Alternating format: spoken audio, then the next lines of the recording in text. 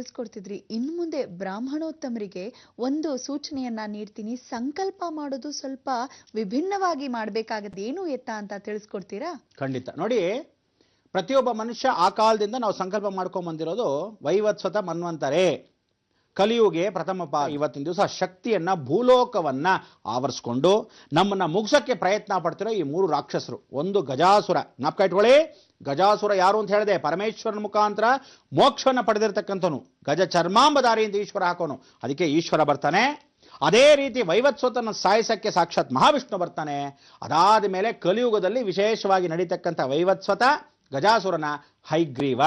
ಈ ಹೈವ ಪರಿವರ್ತನಾ ಸ್ವರೂಪಕ್ಕೆ ನಾವು ನೀವು ಮನ್ವಂತರೆ. ಕಲಿಯುಗೆ ಪ್ರಥಮ ಪಾದೆ. ಆ ಕಲಿಯುಗ ಪ್ರಥಮ ಪಾದದಲ್ಲಿ ಯಾರು ಕಾಪಾಡ್ತಾನೆ? ಆಂಜನೇಯ ಸ್ವತಃ. ಅದಕ್ಕೆ ರುದ್ರ ಸಂಭೂತ. ಮಹಾವಿಷ್ಣು ಪರಮೇಶ್ವರ ರುದ್ರ ಸಂಭೂತನಾಗಿರ್ತಕ್ಕಂಥ ಆಂಜನೇಯನ ಸ್ವತಃ ಲೋಕಕ್ಕೆ ಇಳಿದು ಈ ಶಕ್ತಿ ಮುಖಾಂತರ, ಅಂದ್ರೆ ಆದಿಶಕ್ತಿ ಆಗಿರ್ತಕ್ಕಂಥ ಜಗನ್ಮಾತೆಯ ಮುಖಾಂತರವಾಗಿ ಬರ್ತಾರೆ. ಇನ್ನ ಮೇಲೆ ಎಲ್ಲರೂ ಸಂಕಲ್ಪ ಮಾಡಬೇಕಾದ್ರೆ ದಯವಿಟ್ಟು ಎಲ್ಲರೂ ಬದಲಾಯಿಸ್ಕೊಳ್ಳಿ.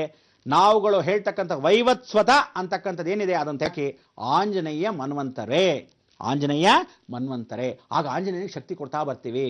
ಇಡೀ ಜಗತ್ತಲ್ಲಿ ಕರ್ನಾಟಕದ ರಾಜ್ಯಾದ್ಯಂತ ಆಗಲಿ, ಇಡೀ ಭಾರತ ದೇಶವಾಗಲಿ, ಎಲ್ಲಿ ಆಂಜನೇಯ ಇಲ್ಲದೆ ಇರೋ ಸ್ಥಿತಿಯಾ? ಎಲ್ಲೂ ಇಲ್ಲ ಜಗತ್ತಲ್ಲಿ. ಭಾರತ ದೇಶವನ್ನು ಸಂರಕ್ಷಣೆ ಮಾಡ್ತಿರೋದೇ ಆಂಜನೇಯ. ಇವತ್ತು ಚಿರಂಜೀವಿ ಆಗಿರ್ತಕ್ಕಂಥ ಆಂಜನೇಯನಿಗೆ ಸರ್ವಶಕ್ತಿಯನ್ನು ಕೊಡಬೇಕು. ಅದಕ್ಕೆ ಸಂಕ್ರಾಂತಿ ಹಬ್ಬದ ದಿವಸ ನಿಮಗೆ ವಿಚಾರ ಹೇಳ್ತಾ ಇರೋದು. ಇವತ್ತು ಛಾಯಾದೇವಿಯ ಕ್ಷೇತ್ರದಲ್ಲಿ ಕ್ರಮವನ್ನು ಕಳ್ಕೋಬೇಕಾದ್ರೂ, ಛಾಯಾದೇವಿ ಅಂದ್ರೇನೋ ಭೂಮಿ ಋಣ ಹೊಟ್ಟೋಗ್ತಾ ಇದ್ದಾಳೆ, ಭೂಮಿ ಬಿಟ್ಟು ಹೊಟ್ಟೋಗ್ತಾಳೆ. ಆ ಛಾಯಾದೇವಿ ಯಾರನ್ನು ಸೇರ್ತಾಳೆ? ಸೂರ್ಯದೇವನ್ನ. ಶನೇಶ್ವರ ಹೇಳ್ಬಿಡ್ತಾನಂತೆ, ನಾನು ಎಂದಿಗೆ ತುಲಾರಾಶಿಗೆ ಪ್ರವೇಶವಾಗ್ತೀನಿ, ಮಕರ ರಾಶಿಗೆ ಹೋಗೋಷ್ಟರಲ್ಲಿ ಛಾಯಾದೇವಿನ ಸೂರ್ಯನಿಗೆ ಒಪ್ಪಿಸ್ಬಿಡ್ತೀನಿ.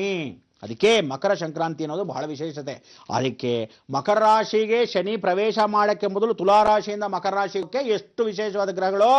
4 ರಾಶಿಗಳು. ಆ 4 ರಾಶಿಗಳನ್ನು ದಾಟ್ಕೊಂಡು ಮಕರ ರಾಶಿಗೆ ಹೋಗೋಷ್ಟರಲ್ಲಿ ವಿಶೇಷವಾಗಿ ಛಾಯಾದೇವಿನ ಸೂರ್ಯನಿಗೆ ಒಪ್ಪಿಸ್ಬಿಡೋ ದಿನ.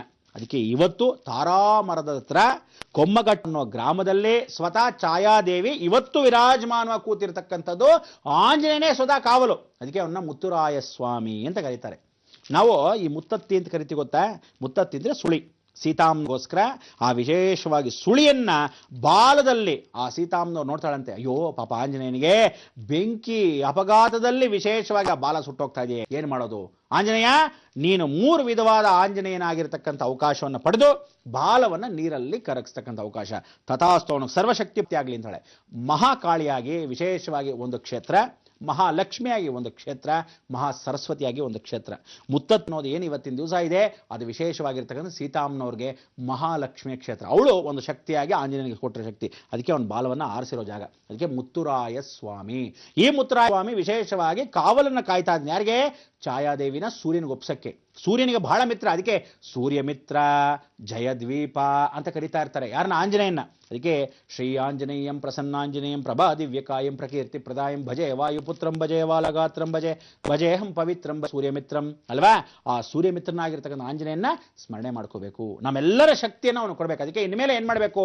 ನೀವು ಸಂಕಲ್ಪ ಮಾಡಬೇಕಾದ ದೇವಸ್ಥಾನದಲ್ಲಿ ಯಾವ ಜಾತಿ ವರ್ಗದವರಾಗ್ಲಿ, ಯಾರೇ ಆಗಲಿ, ಭಗವಂತನ ಕೃಪಾ ಕಟಾಕ್ಷದಲ್ಲಿ ನಾವು 3 ಜನ ರಾಕ್ಷಸರು ನಮ್ಮನ್ನ ಭಾರತ ದೇಶದ ಸುತ್ತಮುತ್ತಲೂ, ಭಾರತ ದೇಶ ಬಿಟ್ಟು ಪ್ರಪಂಚ ಸುತ್ತಮುತ್ತಲೂ ಈ ರಾಕ್ಷಸರಿಂದ ನೆಗೆಟಿವ್ ಎನರ್ಜಿ ಭೂಮಿಗೆ ಸ್ಪರ್ಶವಾಗ್ತಾ ಇದೆ. ಅದಕ್ಕೆ ಈ ರಾಕ್ಷಸರನ್ನ ಸಂಹಾರ ಮಾಡೋದು ಹೇಗೆ ಅಂದ್ರೆ ಆಂಜನೇಯನ ಭದ್ರವಾಗಿ. ಅದಕ್ಕೆ ಆಂಜನೇಯ ಎಲ್ಲಿದ್ದ? ಇವತ್ತು ವೀರಭೂಮಿಯಲ್ಲಿರ್ತಕ್ಕಂಥ ಆ ಯುದ್ಧದಲ್ಲಿ ಕೃಷ್ಣ ಪರಮಾತ್ಮನ ಮುಂದೆ ಹೋದಾಗ ಆ ಕಡೆ ಈ ಕಡೆ ಹೋಗದಿದ್ದಾಗ ಒಂದೇ ಸಮಕ್ಕೆ ಎತ್ಕೊಂಡದ ಮನೋವೇಗಕಾರಕ. ಆ ವೇಗದಲ್ಲಿ ಅವನು ಹೋಗ್ತಾ ಇದ್ರೆ ಎಲ್ಲ ಸರಿದು ಹೋಗ್ತಾರಂತೆ ಅಕ್ಕಪಕ್ಕದಲ್ಲಿರೋರು. ಕೃಷ್ಣ ಪರಮಾತ್ಮ ಧ್ವಜದಲ್ಲಿರು ಅಂತ ಹೇಳಿ ಮಾರುತಿರಾಯನಿಗೆ ಹೇಳ್ದ. ಅಂಥ ಒಂದು ಮಾರುತಿರಾಯನಿಗೆ ಇವತ್ತು ಕಲಿಯುಗದಲ್ಲಿ ಎಲ್ಲರೂ ಆಂಜನೇಯ ಸ್ಮರಣೆ ಮಾಡೋಕ್ಕೋಸ್ಕರ ವೈವತ್ಸ್ವತ ಅಂತ ತೆಗೆದುಹಾಕಿ ಆಂಜನೇಯ ಮನ್ವಂತರೇ. ಮನ್ವಂತರೇ ಅಂದ್ರೆ ಮನು ಅನ್ನೋದು ಧರ್ಮ ಅಲ್ಲ, ಮನು ಪಟ್ಟ. ಅದಕ್ಕೆ ಆಲ್ದಲ್ಲಿ ಮನು ಧರ್ಮ. ಅದಕ್ಕೆ ಆ ಪಟ್ಟವನ್ನು ಕೊಟ್ಟರಂತೆ ಮಹಾರಾಜರ ಕಾಲದಿಂದ. ಭಗವತಿ ಕೃಪಾ ಕಟಾಕ್ಷ ದೇವಾನ್ ದೇವತೆಗಳು ಕೊಟ್ಟಿರೋ ಪಟ್ಟ.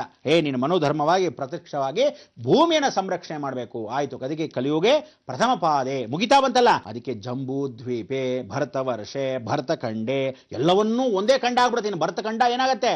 ನೀವೆಲ್ಲ ಆ ಕಾಲದಲ್ಲಿ ನೋಡಿದ್ರೆ ಸೈಂಟಿಫಿಕಲ್ ಆಗಿ ಏನು ಭಾರತ ದೇಶ ಎಲ್ಲ ಐಲ್ಯಾಂಡ್ ಆಗಿದೆ, ಮತ್ತೆ ಒಂದು ದ್ವೀಪ ಆಯ್ತು.